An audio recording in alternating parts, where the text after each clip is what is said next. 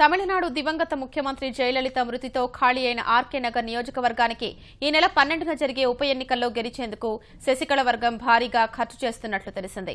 ఓటర్లను ప్రలోభపెట్టేందుకు ఏకంగా 89 కోట్ల రూపాయల్ని శశికళ వర్గం ఇప్పటికే క్షేత్రస్థాయికి పంపినట్లు ఆ రాష్ట్ర వైద్యారోగ్య శాఖ మంత్రి విజయభాస్కర్ కు సంబంధించిన నివాసాలు, కార్యాలయాల్లో ఆదాయ పన్ను శాఖ జరిపిన సోదాల్లో వెల్లడైంది. మంత్రికి సంబంధించిన ఓ అకౌంటెంట్ నివాసంలోనూ తనిఖీలు చేసిన ఐటీ శాఖ ఈ మేరకు కీలక దస్త్రాలు సంపాదించింది.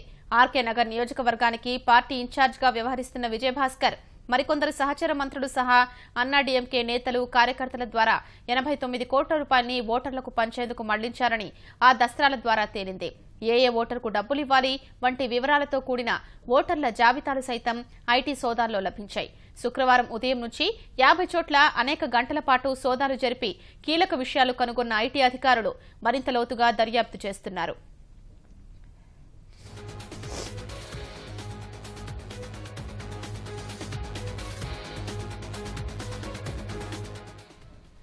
తమిళనాడు దివంగత ముఖ్యమంత్రి జయలలిత మృతితో ఖాళీ అయిన ఆర్కే నగర్ నియోజకవర్గానికి ఈ నెల 12న జరిగే ఉప ఎన్నికల్లో గెలిచేందుకు శశికళ వర్గం భారీగా ఖర్చు చేస్తున్నట్లు తెలిసింది.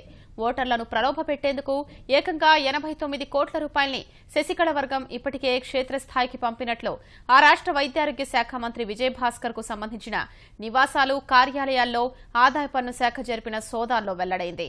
మంత్రికి సంబంధించిన ఓ అకౌంటెంట్ నివాసంలోనూ తనిఖీలు చేసిన ఐటీ శాఖ ఈ మేరకు కీలక దస్త్రాలు సంపాదించింది.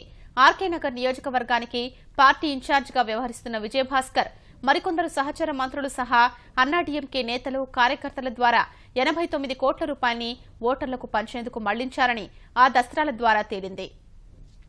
ఏ ఓటర్కు డబ్బులివ్వాలి వంటి వివరాలతో కూడిన ఓటర్ల జాబితాలు సైతం ఐటీ సోదాల్లో లభించాయి. శుక్రవారం ఉదయం నుంచి 50 చోట్ల అనేక గంటల పాటు సోదాలు జరిపి కీలక విషయాలు కనుగొన్న ఐటీ అధికారులు మరింత లోతుగా దర్యాప్తు చేస్తున్నారు.